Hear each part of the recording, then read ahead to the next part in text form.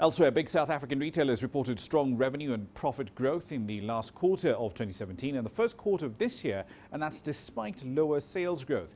Analysis by Ernst & Young shows that the local pharmaceutical, health and beauty segment has outperformed the rest of the companies in the sector. Here's CGTN's Angelo Coppola explaining why. Local fashion retailers have performed better than last year, while general retailers have only done marginally better on revenue and profit growth.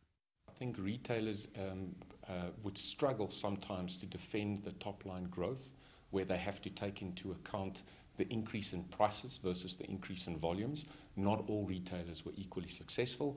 And secondly, I think what's also important is just how they went about growth.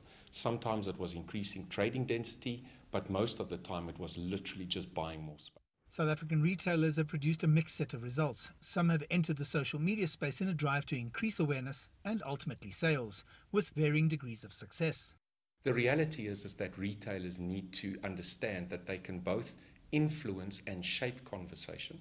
And that effectively means that they need to think about this through a very constructive lens rather than just letting conversation about them happen. While the local environment is tight in South Africa, many retailers have been expanding into the rest of the continent, some more successfully than others. So it's also about finding the right geographical fit for your own business that I think has been critical for the retail sector.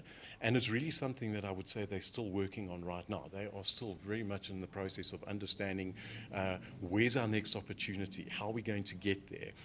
Is there significant consumer spend, or if not at the moment, might there be in 5 to 10 years' time?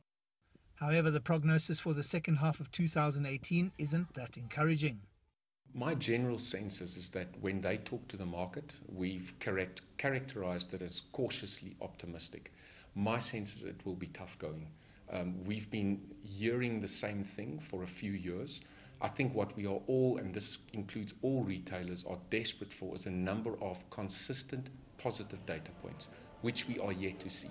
So based on what we've seen in the first 6 months, I predict an equally tough second 6 months of 2018.